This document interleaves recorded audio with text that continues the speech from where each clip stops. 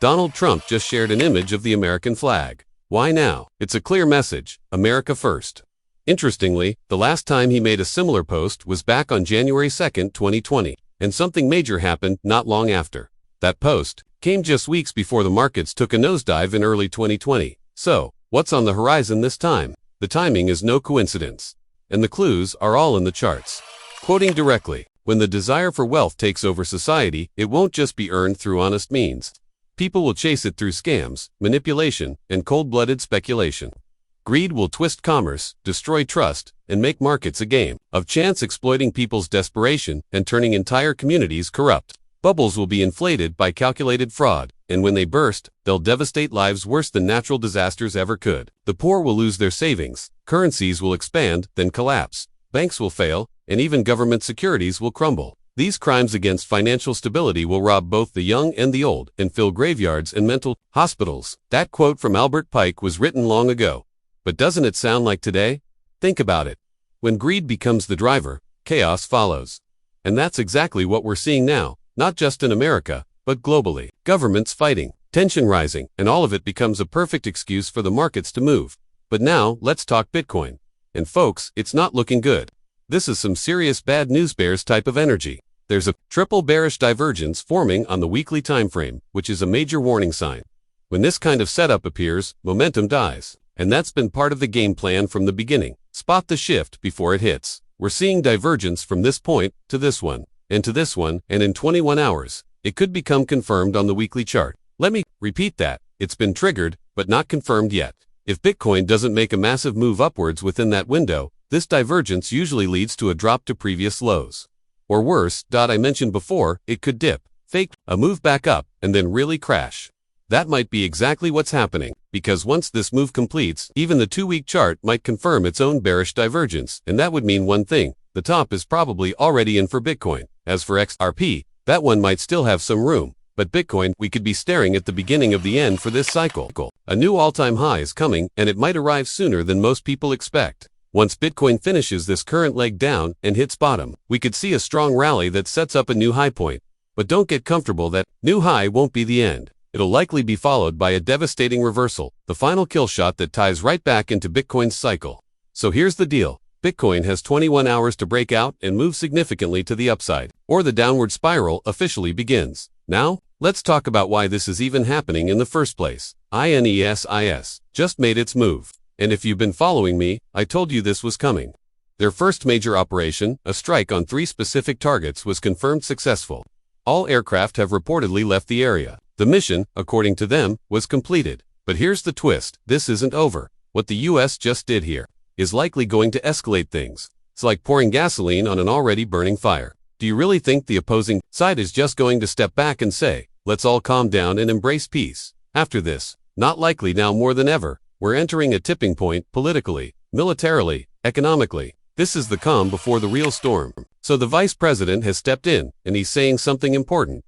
His message: America should stay out of this. Avoid it altogether. Now that's a bold stance. And I've got to say, J.D. Vance just earned my respect today. This guy is high up. He knows what's going on behind the curtain, and he's speaking truth. He's the only one up there with the courage to say, let's not get dragged into this mess. And that's exactly what I've been feeling too. It's like this whole thing is engineered to pull everyone in. It's a setup. And when you really zoom out, it's almost like something straight out of ancient prophecy. J.D. Vance even went live at 10 p.m. just about an hour ago, and gave a national address. What did he say? Any strike from I toward the United States will be answered with force, way beyond what we just saw tonight. So yeah, that's the kind of statement that tells you everything. This is it. The games are over. So what's coming next? You can already see the pattern. The US made a move. Now I is going to retaliate, and they won't hold back. Then America will hit back again, and then the cycle continues. Back and forth. Escalation until what? Until it all unravels, until chaos breaks loose. And honestly, it's just bizarre how this is all playing out. Bitcoin is exploding right now, but the message it's sending: sell, get out while you can. I'm not even holding Bitcoin, but I'm keeping a close eye on it. Because what really has me worried is XRP. I'm hoping they don't go in for the final blow, because if they do, XRP could easily drop below $1. But here's the thing: if the market stabilizes right here, if somehow this current dip finds a floor and we bounce back up, then XRP could rocket to new highs. And that's the trap, because I honestly believe we've already seen the peak. Still, there's a good chance we get one more push higher. Why? Because there's a ton of liquidity sitting above current levels, and that's usually too tempting for market makers to ignore. But here's the danger. If they do push it up and then dump it, that will lock in bearish signals across all the higher timeframes, including the 2-week chart. That fake-out move could be the final trap, the last setup to fool everyone before the real collapse begins. Let's just hope we're not the ones getting played. iStates TV just made a serious announcement, and it should have every American paying attention. If you're in the region, you're being watched closely now. And from the looks of it, every U.S. citizen over there might be at risk. Stay alert. It's officially begun. And honestly, it was all in the charts. This is exactly what Albert Pike warned us about when the pursuit of wealth overtakes everything else. People will profit even during war, even while others bleed. When you're betting on markets during global conflict, it stops being about finance, it becomes something darker. That's where we are right now. You think this is speculation? Think again. There were no leaks this time. ASA made a direct move against AI, and it's all set to escalate by Saturday. And what's the wildest part? People are literally betting on this. Not just you and me, but traders, hedge funds, everyone's asking, will it cause markets to rise or crash? And while we may not want these crises to unfold, we're all trying to make profit from it, aren't we? Is that wrong? Is it right? I genuinely don't know. But Pike said, greed transforms people. And right now, Bitcoin's daily MACD just flipped bearish. That signal's been confirmed, and we're starting to see the effects across the board. Another major coin just dropped 70%, and we haven't even seen the main collapse yet. Think about that. If coins are already falling that hard before the true crash, I'm telling you right now, when the market really breaks, I'm buying everything. Altcoins down 99.9%. I'm scooping them all. I'm not joking. On the geopolitical front, things just got crazier. I was told to choose between halting uranium enrichment or preparing for war. Their answer, they chose the battlefield. And President Trump responded, if peace is rejected, more precise and rapid military action is coming. It's getting out of control.